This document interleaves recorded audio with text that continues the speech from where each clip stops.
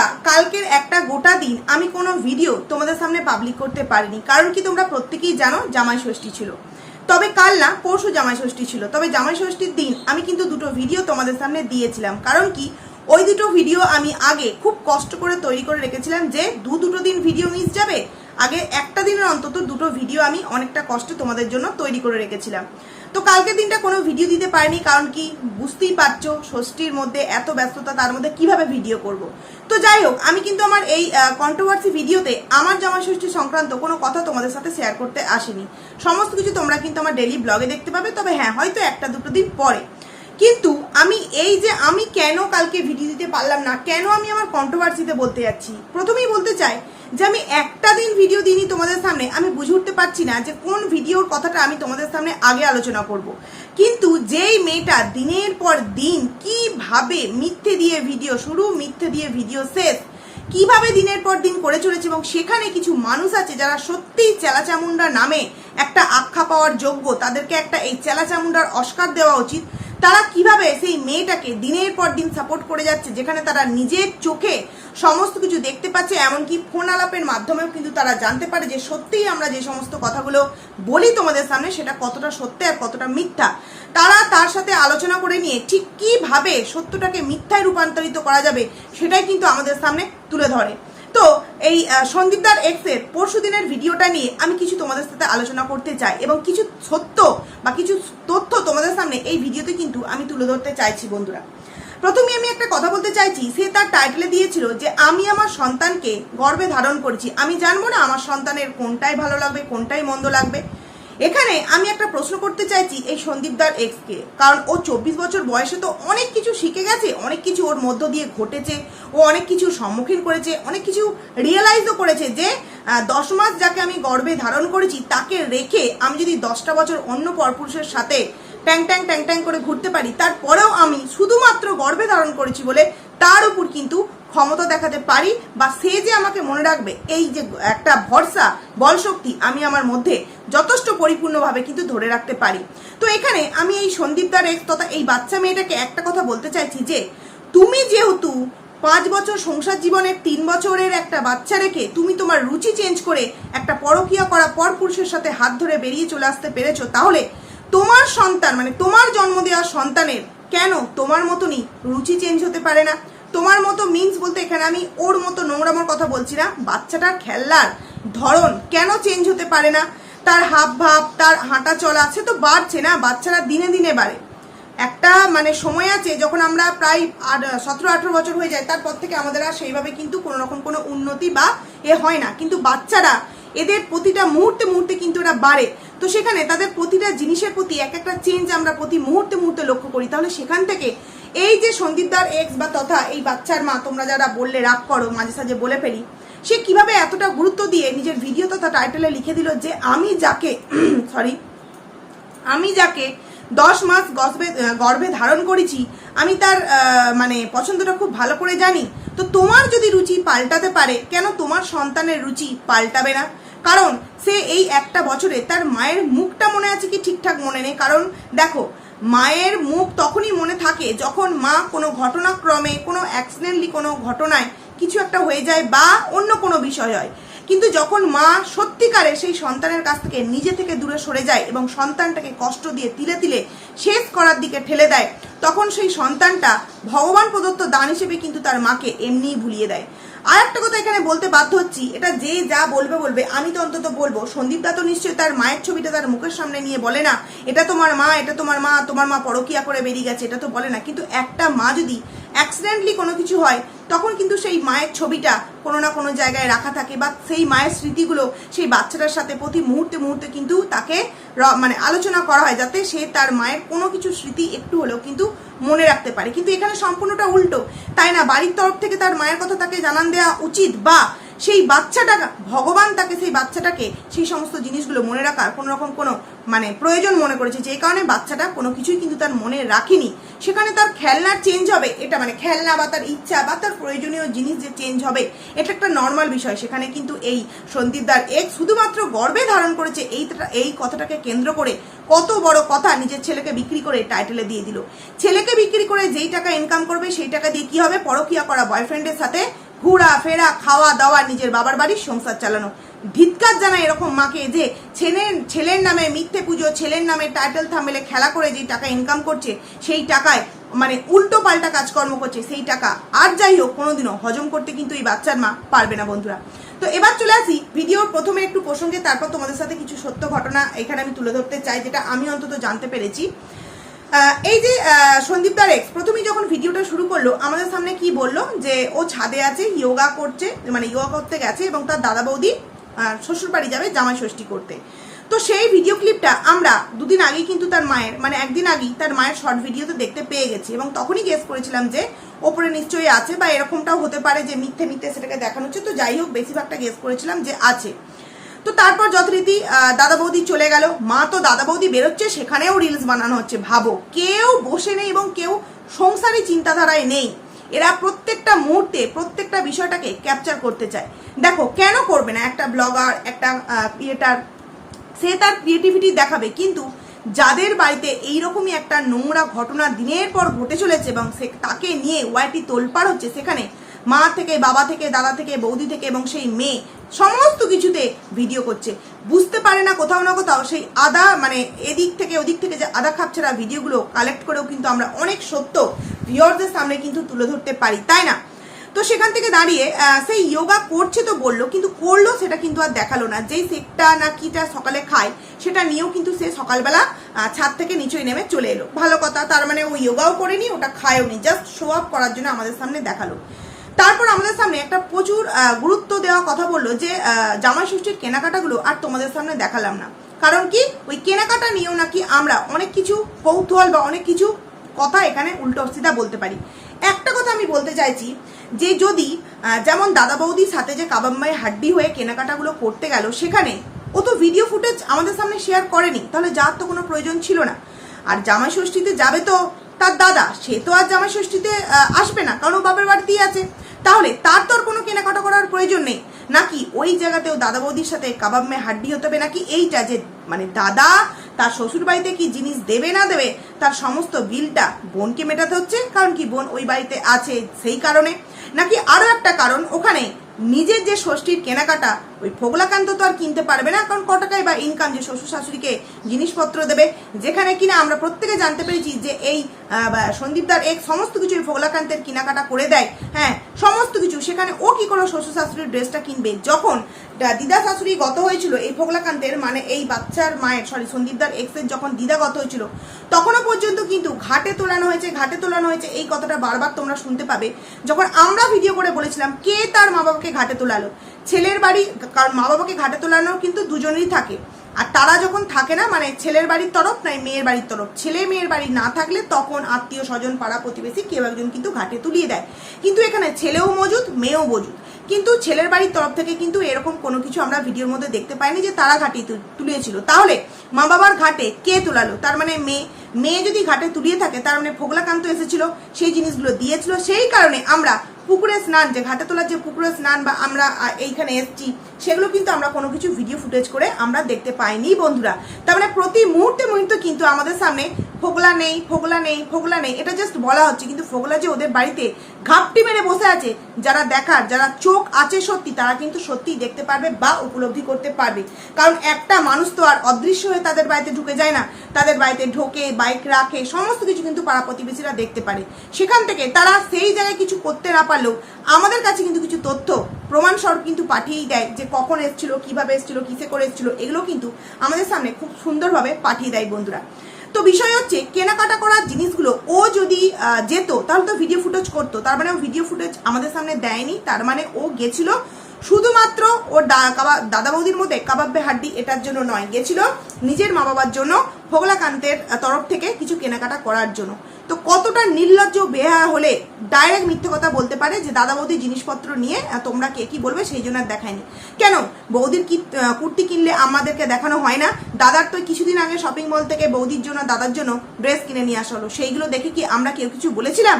তাই এখন জামাই ষষ্ঠীতে দাদা বৌদির যদি তার শ্বশুর শাশুড়ি বা তার ভাইয়ের জন্য কিছু কেনে, সেই নিয়ে আমরা কন্ট্রোভার্সি করব না, এরকম এত নিম্ন রুচিকর মনোবৃত্ত আমাদের অন্তত নেই। তো তারপর যথারীতি নিচেই গেল, ও বসে বসে বলল যে একটা গুরুত্বপূর্ণ কথা বললো যে এইবার কিন্তু ডক্টর দেখাতে হবে। তবে ও একটা কথা বলতে বলতে থেমে গেল যে তোমরা তো এই গলা পোর্শন দেখছো, মানে আমি যে একটা কথা বারবার তোমাদের সামনে বলি না যে আমরা শুধুমাত্র নাইটিটার সামনে খোলা আছে এখানটা যতটুকুনি পোর্শন দেখা যায় সেইটুকুনি দেখতে পাচ্ছি, হয়তো ওর সারা বডিতেই অনেকটা ছড়িয়ে গেছে এবং এই রোগটা 1 বছর ধরে ও পুষে রেখেছে, তাহলে সেই রোগটা ঠিক কতটা বড় আকার ধারণ করেছে। যখন সেই কথাটা অনেক সবাই বা আমিও বারংবার বলেছি, সেটা হয়তো ও আমাদের সামনে ভিডিও করে দেখাবে কবে এটার কোনো গ্যারান্টি নেই, কন্টেন্ট হিসেবে জাস্ট একটা কথা বলে দিল যে হ্যাঁ আমি ডক্টর দেখাবো। তারপর বলতে বলতে বলে বসলো যে বাবা তো সেই গেছে ভোটের ডিউটিতে, তারপর আর আসেনি। আমি এই জিনিসটা বুঝতে পারি না যে এই বাড়ির মানুষগুলো এত কাছে থেকেও পর পর কি করে আসে। বলছি না, মানে অনেক মানুষ আছে যারা অনেক দূরে দূরে কাজ করে, 1 সপ্তাহ হলেও কিন্তু শনি রবিবারটা ঠিক আছে, কিন্তু এর বাবাকে দেখেছি সংসারের প্রতি সেইভাবে কোনো টান নেই, ওই ক্যামেরার মধ্যে একটু শো আপ করতে হবে তাই শো আপটা কিন্তু করে দেয়। মেয়েকে নিয়ে যে এত কিছু হচ্ছে, বাড়িতে যে এত টেনশন, সেই রকম কোনো চিন্তাধারা বা চিন্তার ভাবমূর্তি না তার বাবা না তার মা, তার দাদা বৌদির কথা তো বাদই দিচ্ছি, কারোর মধ্যেই কিন্তু দেখতে পায় না। তো ও বললো যে বাবা আসবে, তারপরেই কিছুক্ষণের মধ্যে দেখতে পেয়ে গেলাম বাবা এসে গেল। আচ্ছা, ও যে চাকলা ধামে পুজো দিতে গেল, পুজোর প্রসাদ বাবা কেন পেলো না, সেটা কেন আমরা ভিডিওর মধ্যে দেখতে পেলাম না যে বাবা পুজোর প্রসাদ তোমার জন্য ফ্রিজে রেখে দিয়েছিলাম, এই যে পুজো দিতে গেছিলাম প্রসাদটা নাও, বা সেই পুজোর প্রসাদ মাকে দিচ্ছে বা দাদা বৌদিকে দিচ্ছে, এগুলো কেন আমরা দেখতে পেলাম না বন্ধুরা? কারণ ও তো বাড়ি থেকে পুজো দিতে গেছে না, তাহলে বাড়ির মানুষদের জন্য প্রসাদ দিচ্ছে, এটা তো ও আগে শুট করবে নাকি? প্রসাদটা তো নিয়েছিল 50 টাকার, তাতে কয়েকটা প্রসাদের টুকরো থাকবে, সেটা তো ওর শ্বশুরবাড়িতে দিতে দিতেই শেষ হয়ে গেছে। ও তো বাপের বাড়ির জন্য পুজো দিতে যায়নি, কারণ ফোগলার জন্মদিন ছিল, সেই কারণে নতুন শ্বশুরবাড়িকে ইমপ্রেস করতে হবে বলে ও গেছিল কি ফোগলাকান্তের নামে ফোগলাকে সাথে নিয়ে পুজো দিতে, এবং সেই প্রসাদটা ফোগলার বাড়িতেই দিয়ে দিয়েছে। নাহলে দেখবে বন্ধুরা, আমরা কোথাও পুজো দিতে যাই, সেটা আমরা ব্লগে তো দেখাই যে এই যে পুজো দিতে গেছিলাম, বাড়িতে এসে সকলকে আদার্স যে সমস্ত মানুষরা পুজো দিতে আমাদের সাথে না যায় তাদের জন্য প্রসাদটা দিচ্ছি। তাহলে মানে পুজো দিতে গেল, অথচ বাড়ির মানুষদের জন্য একটা প্রসাদও কিন্তু দিল আমরা দেখতে পেলাম না। অথচ পুজো দিতে গিয়ে যেই খেলনাগুলো ছেলের জন্য কেনা হলো, সেই খেলনা নিয়ে পরের ভিডিও টাইটেল থাম্বনেলে দিয়ে ছেলেকে বিক্রি করে টাকা কিন্তু বেশ ভালোই ইনকাম করে নিতে পারলো। কতটা নির্লজ্জ মা হলে এইরকম করতে পারে।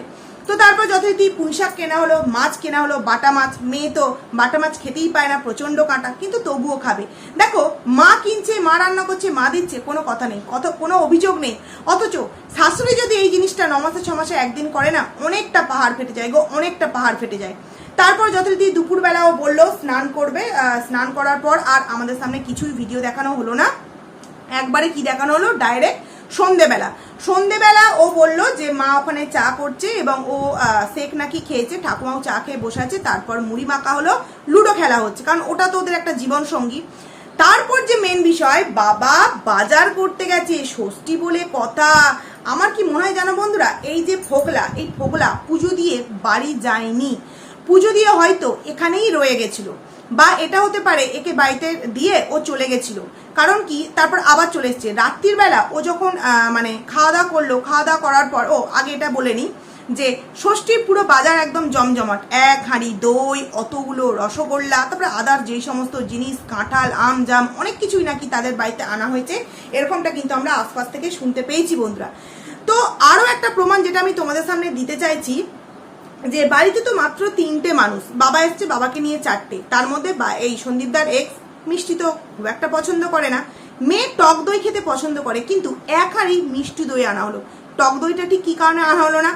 সন্দীপ দাদার বাড়িতে তবু তো পটল সাটিং মাছের সাথে টক দইটাও জুটতো, এখানেও কি সেইটাও বন্ধ হয়ে গেল? মানে মেয়ে পয়সা দিয়ে বন্ধ করে দিল, মানে কম টাকা দিচ্ছে, নাকি বাবা কিপটামি করে মেয়ের জন্য নিয়ে আসেনি, কোনটা? এই হচ্ছে বাবা মেয়ের ভালোবাসা, বুঝতে পারলে? তার মানে সেই দিনের যে বাটারস্কচ নাকি আইসক্রিমের ডিব্বাটা ছিল, সেটা ঠিক বাবা এনেছিল না কে এনেছিল, বুঝতে পারছো? রাত বিড়ি চোরের মতো এদের বাড়িতে কে ঘাপটি মেরে বসে, এবং সকাল হতে না হতে, ভোরের অন্ধকার যেতে না যেতে কে এদের বাড়ি থেকে বেরিয়ে যায়, আমাদের থেকে বেশিটা না তাদের গ্রামের লোকজনই বেশি জানে বন্ধুরা। তারপর যে প্রমাণটা আমি তোমাদের সামনে দিতে চাইছি, যখন রাত্রিবেলা হলো, ও বলল যে এবার রাত্রিবেলা ঘুমাবে, কারণ কি দাদা বৌদি নেই, দাদা বৌদির ঘরে ও শোবে, মা বাবা নিচেই শুয়েছে, ঠাকুমা যেই ঘরে শোই, ওর মানে নাতনি আর ঠাকুমা যেই ঘরে শোয় সেই ঘরে। তো আমার এখানে প্রশ্ন হলো যে ও তো মেঝেতে শোয়, তাই না? ও মেঝেতে শোয়, তাহলে ঠাকুমা ওপরে শুয়েছিল, ও তো মেঝেতে শুয়ে পড়তেই পারতো। আর এরকমটা তো নয় যে দাদা বৌদি গেছে বলে ওপরের ঘর অন্ধকার পড়ে থাকবে, কারণ এরকম অনেক দিন দেখা গেছে দাদা বৌদি গেছে শ্বশুর বাড়ি, ওপরের ঘর অন্ধকার আছে। বা এরকমটাও হয়েছে যে অনেক সময় গরমের চোটে ওরা এক ঘরে শুয়েছে, দাদা বৌদির ঘরে, আর সবাই মিলে একটা ঘরে এমনি অন্ধকার পড়ে রয়েছে। তাহলে ঘর অন্ধকার থাকার সাথে কিসের সম্পর্ক? এই আজকে সেই দিনকার ভিডিওর ব্যাপারটা বুঝতে পারলাম না। তো আমার সেই জায়গাটা কোথাও না কোথাও মনে হলো যে ফগলাকান্ত ওদের বাড়িতে ষষ্ঠীর দিন আসবে না বলে সেই দিন আগেভাগেই এসে রাত্রিরে ঘাপটি মেরে বসে গেছে বাড়িতে, যেই কারণে দুপুরের কোনো ভিডিও শ্যুট দেখতে পেলাম না, সন্ধ্যের সময় লুডো খেলা ছাড়া আর আমরা কিন্তু কিছুই দেখতে পেলাম না।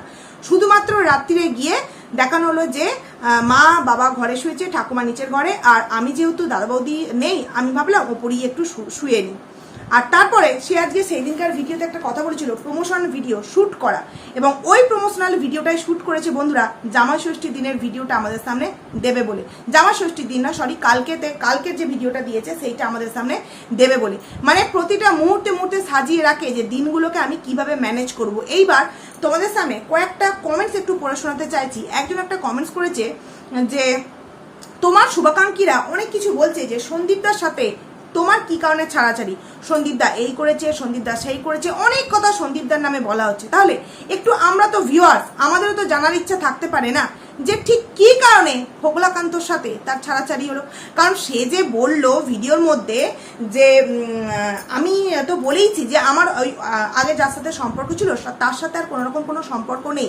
আমি ওখানে গেছিলাম, আমি আমার মতো করে পুজো দিয়েছি, আমি একটা ছেড়ে 10টা আইসক্রিমও কিন্তু একসাথে খেয়ে নিতে পারি।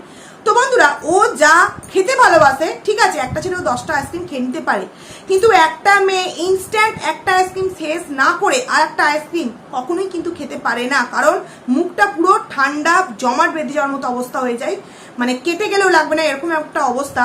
তো সেই জায়গায় ও একটা ছিল 2টো আইসক্রিম তৎক্ষণাৎ কিন্তু খেয়ে নিতে পারতো না। আর ওর যদি এতই পিপাসা পেয়েছিল, ও তো অনেক কিছু আছে না ঠান্ডা পানীয়, তো সেইগুলোও তো কিনতে পারতো, যেগুলো বোতলে রেখে ও এক ঢোক করে খেতে পারতো, যে একটা অন্তত আইসক্রিম নেই আর একটা অন্তত পেপসি বা অন্য কিছু নেই, কিছুটা পরে গিয়েও আমি খেতে পারবো না, সেরকমটা কিছু করলো না। দুটোই কিন্তু আইসক্রিম নিল, যেখানে একটা আইসক্রিম খেতে খেতে যা প্রচন্ড গরম ওই দিন পড়েছিল, আর একটা আইসক্রিম কিন্তু যথারীতি অলরেডি গলে যাবে। তারপর সে বলল যে আমি তাকে 10 মাস গর্ভে ধারণ করেছি, আমি জানবো না তার কোনটা কি পছন্দ না পছন্দ না। তুমি যদি সেটাই জানতে, তাহলে তুমি যখন সেইখান থেকে বেরিয়ে এসেছিলে তুমি জানতে যে সেই ছেলেটা আমি জন্ম দিয়েছি সে আমাকে ছাড়া বিন্দুমাত্র থাকতে পারে না, তার এটা পছন্দ অপছন্দের মধ্যে নয়, সে আমাকে ছাড়া থাকতে পারবে না, এটা একটা ভবিতব্য, এটা একটা সত্য বিষয়। সেখানে সেই মা তাকে কি করে ছেড়ে এলো? আজকে যখন এই সমস্ত কমেন্টসগুলো বা এই সমস্ত কথা নিয়ে যখন কন্ট্রোভার্সি তথা ভিডিও তোমার কমেন্টস আসছে যে তোমার ছেলে অনেক দামি দামি খেলনা পছন্দ করে, কারণ সে অনেক দামি দামি খেলনা পেয়েছে, তার তোমার ছেলের পছন্দ চেঞ্জ হয়ে গেছে, সেটা নিয়ে সে কন্টেন্ট বানিয়ে ভিডিও করতে আরম্ভ করে দিল। অথচ যখন আমরা ভিডিওর মধ্যে বারবার প্রশ্ন করছি যে ওই হাসনাবাদে কি ওপেন টোটো যায়, কারণ টোটোতে বসে ফ্রন্ট পোর্শনের তুমি পিকচার নিলেও ব্যাক পোর্শনের ছবি তোমরা কোনো মতেই নিতে পারবে না। আমি কালকে যখন আমার বাবার বাড়ি যাওয়ার সময় তোমার আসার সময় বা যাওয়ার সময় যখন রাস্তার শ্যুট নিচ্ছি বাইক থেকে, আমি বাইক থেকেই নিতে পারছি না, হালকা হেলমেট দেখা যাচ্ছে, গাড়ির কাঁচ দেখা যাচ্ছে, আর ও কিভাবে টোটো থেকে বসে ফ্রন্ট পোর্শন অত সুন্দর আবার ব্যাক পোর্শন অত সুন্দরভাবে নিতে পারে। এই যে প্রশ্নটা বারংবার কিন্তু কমেন্ট সেকশনেও করেছে, তথা আমরাও কিন্তু কন্ট্রোভার্সি ক্রিয়েটাররা করেছি। তাহলে ওই প্রশ্নটার উত্তর ও কেন দিতে পারছে না? একজন তোকে বলেছে যে আমি তোমাকে পছন্দ করি, তোমাকে ভালোবাসি, তোমার সাপোর্টে আছে, কিন্তু তুমি যেভাবে মিথ্যে কথা বলছো এগুলোকে মেনে নিতে পারছি না। তুমি যদি প্রশ্নের উত্তর দিতে যাও তাহলে প্রত্যেকটা মানুষের প্রশ্নের উত্তর দেবে যে তুমি টোটোর মধ্যে বসে ফ্রন্ট পোর্শন প্লাস ব্যাক পোর্শনের ছবি কিভাবে শ্যুট করলে। তুমি যদি প্রশ্নের উত্তর দিতে চাও তাহলে তুমি বলবে যে তুমি যখন বাতি দিচ্ছিলে বা ধূপ দিচ্ছিলে তখন অতটা হাত উঁচু তোমার কিভাবে হলো, যেখানে অত সুন্দরভাবে তোমার ক্যামেরার ফোকাস হলো। তুমি উত্তর দেবে যে স্টেশনে উঠলে যখন ট্রেনে তুমি একা স্টেশনে দেখা গেল, তোমাকে আদার্স কোনো মানুষকে দেখা গেল না, ঠিক কিন্তু কেন? এই যে এত প্রশ্ন তুমি সেই প্রশ্নগুলোরই উত্তর দিচ্ছ যেগুলো তুমি তোমার টাইটেল থাম্বনেল দিয়ে ভিউজ কামাতে পারবে। তাই তোমাকে এই সময় থেকে আর ভালোবাসতে পারলাম না, তোমাকে আনসাবস্ক্রাইব করে বেরিয়ে যেতে বাধ্য হচ্ছি। ভেবে দেখো তার শুভাকাঙ্ক্ষীরা তাকে এই কথা বলছে, যদি প্রশ্ন দেওয়ার হয় প্রত্যেকটা মানুষের প্রশ্নের উত্তর দাও, আর যদি প্রশ্নের উত্তর না দিতে পারো তো কারোর প্রশ্নের উত্তর দিও না, কারণ তুমি পুরোটাই মিথ্যে দিয়ে সাজানো। ভিডিওটা শুরু হলো মিথ্যে দিয়ে, কারণ কি ওই দিনেরই ভিডিও বন্ধুরা অতটুকুনি শ্যুট করে তারপর যথারীতি হিংবাংচাং মানে অনেক দিনের ভিডিও এদিক ওদিক থেকে দিয়ে একটা ভিডিও করে আমাদের সামনে জাস্ট দিয়ে দিল। কত বড় মিথ্যেবাদী! কারণ কি ফোগলার সাথে জামাই ষষ্ঠী তাকে কাটাতে হচ্ছে না, আর ফোগলাকান্ত তো ফ্রি ফন্ডের জামাই ষষ্ঠী, ওই জন্য শ্বশুর অত বাজার করে নিয়ে চলে এসছে। মানে এখানে বলতে ইচ্ছা করছে ভালো জামাইকে পেয়ে কলসি ছুঁড়ে মারতে গিয়েছিল, তাহলে এই জামাইকে কি ওই কলসি দিই শুধু এক কলসি জল খাইয়ে বাড়িতে রেখেছে, নাকি ওই জল শুদ্ধ কলসি নিয়ে এই জামাইয়েরও মাথায় একটা বাড়ি দিয়ে দিয়েছে? কোনটা? তো যাই হোক বন্ধুরা, ভিডিওটা আমার অনেকটা বড় হয়ে গেল, অনেক কিছু বলার আছে আজকে। আশা রাখছি 2-3টে ভিডিও আনতে পারবো। তো কেমন লাগলো ভিডিওটা তোমরা অবশ্যই কমেন্টস করে জানিও। চলো ভিডিওটাকে এখানেই এন্ড করছি, দেখা হবে খুব তাড়াতাড়ি। চলো।